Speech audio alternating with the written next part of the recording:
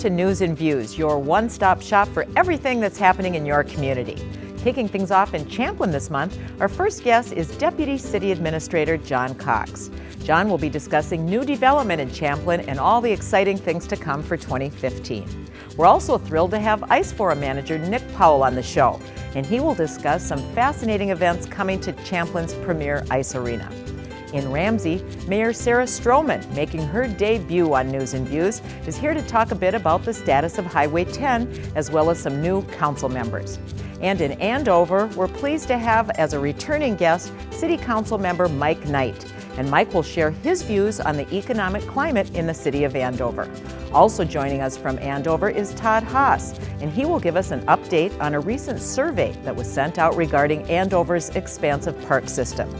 And in Anoka, Mayor Phil Rice also makes his first appearance on the show, and he will be discussing the state of Anoka through the mayor's eyes. And we are happy to have him. Closing out the show will be Eric Thorvig. Eric has an update on the Gladstone Senior Cooperative. All that and much more coming up right now on News and Views.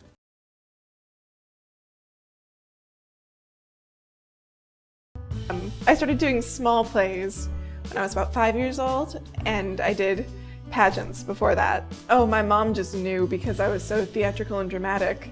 And I think it was probably a tactical maneuver. If she put me on the stage where I could get it all out, there'd be less of it at home. My first full-length play was actually with Lyric Arts back when it was still the Pocket Theater. And that was Annie when I was in 3rd grade, I think. I wasn't Annie though. I know, you would think I would be because of the red hair, but I was much too young. This is my first full production since graduating. I spent most of the past year traveling and not really keeping my feet in one place for a very long time, and I finally settled down in Minneapolis this year, and now I'm focusing on acting. Other than that, I just, work jobs that I have to work, like waiting tables to make money. This sort of classical bohemian actor thing, so. I wore to the governor's ball in Jackson. Oh, you should have seen the way I sashayed around that ballroom.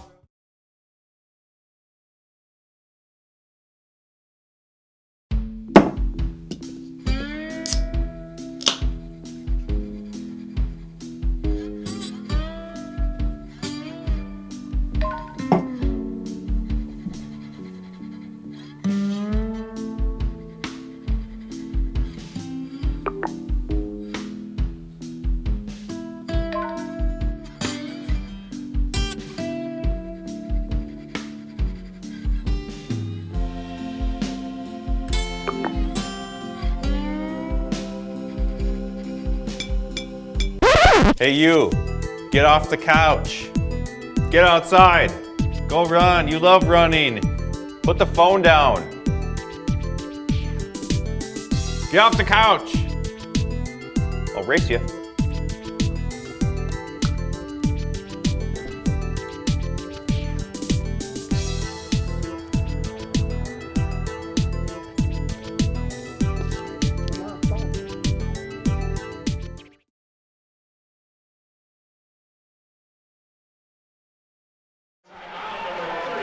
Remember, she can run the baseline here too, if she wants. They'll try to draw it in on a long lead pass. They get it to Girding at midcourt. She's going to take it in, take the shot. It goes off her hands. At the buzzer, and they score! Centennial for the win.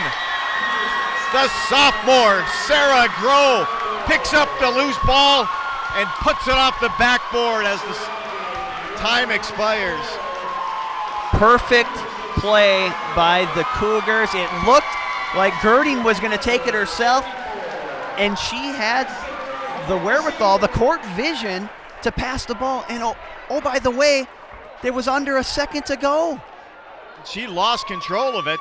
Just happened to fall to the hands of the sophomore Groh, and Groh puts it in. Wow, what a finish. Now to Martinson. Martinson and Wood combined on the last one, and they do it again this time for the game-winning goal. Martinson to Wood. Wood left all alone on the back door, and Champlin Park wins this contest by a score of 3-2. There you see the cross pass, good hands. Wow. Excellent pass. She was fanned on it almost, but got enough on the shot to put it by.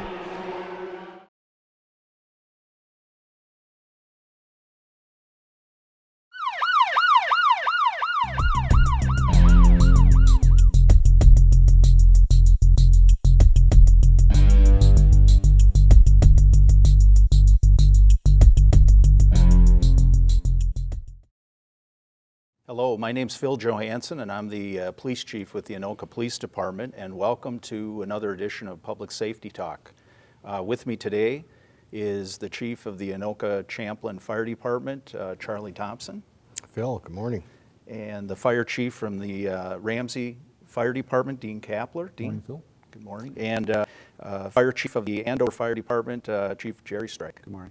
Gentlemen, thanks for being here. Yeah, and just a reminder to our audience, today we'll introduce you to your local fire department leaders, and we'll inform you how your local fire and police departments work together, and a little bit about our operations. And since winter's ending and we're just entering spring here.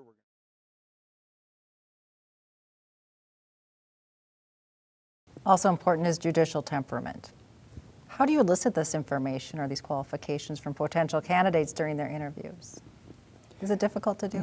Obliquely, certainly, just as Lee pointed out with respect to black robe disease, you just can't ask the question, because if you do, you'll get the obvious answer.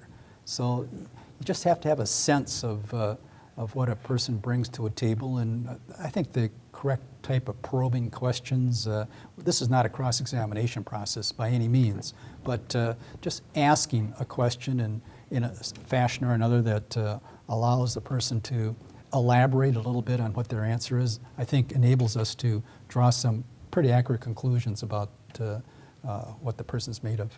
Are other individuals spoken with, other references listed by the candidate as well, just to get a well-rounded picture? Absolutely. Tim alluded that the district members are actually, after the 5 or 6 people are interviewed,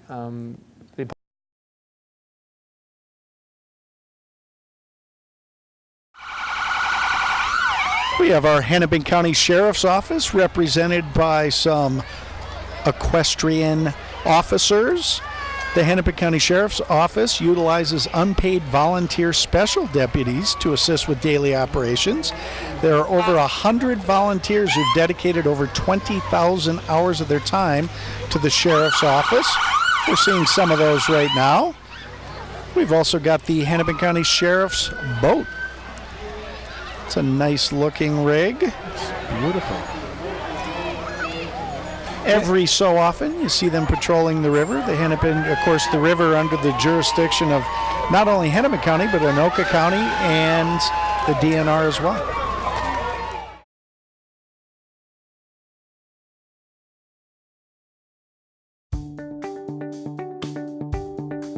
QCTV is an award-winning community media center. We inform citizens about the actions of their city governments. We connect residents to the events and activities happening in their own backyard. We engage others to provide local programming to our Channel 15. We innovate, offering live event coverage via our website and on-demand streaming of regular programs. We collaborate with local organizations for important community conversations. Most importantly, QCTV tells the stories that matter to the people who live, work, and play in the communities of Andover, Anoka, Champlain, and Ramsey.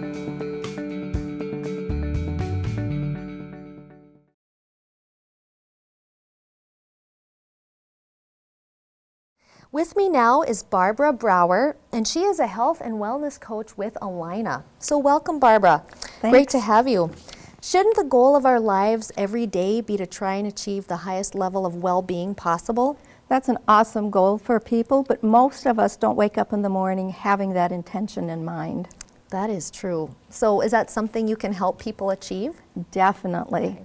As a health and wellness coach with Alina, there's those of us that are certified and work through the Penny George Institute for Health and Healing. I also do some integrative nutrition along with that. We have been trained in order to help people achieve their ultimate health and wellness. Oh, wow, that sounds wonderful for people with chronic conditions and otherwise. Tell us what somebody should do who wants to get into shape. What should they do first?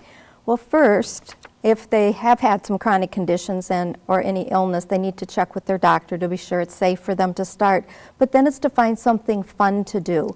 People have a tendency to think about running a marathon and they haven't gotten off the couch yet. Right. So what's fun? What can I do that I enjoy, that I can start doing every day? Exactly. Yeah, for a lot of people that's music. Mm-hmm. And if they want to lose weight, that's their goal, what's their best bet?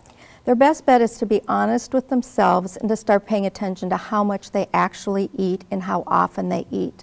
We really recommend 3 meals a day, and not saying that you can't have something, because sometimes when we say you can't have it, that's that negative motivator that has you crave it.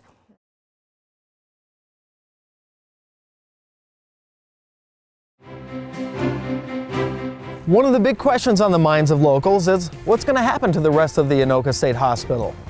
Well, Carolyn Braun is the City of Anoka's planning director, and she's got some excellent ideas about how to best put the site to use, as well as serve the community.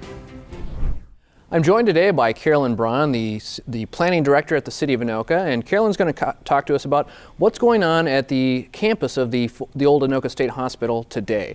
So Carolyn, thank you very much for joining me today. You and I have been working together on a lot of projects over the years, and it's great to have you come in and join me on It's Your History and talk about a project that I know both you and I are very passionate about, and that's what's going to be happening at the campus of the Anoka State Hospital. For those that don't know, tell me just the very basic. Who owns those buildings right now, and is there anything happening in them at the moment?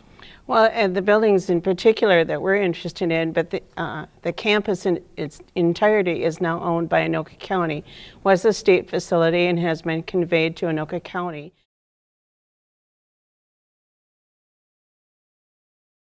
At this time, it is my pleasure to present to you the class of 2014. Congratulations.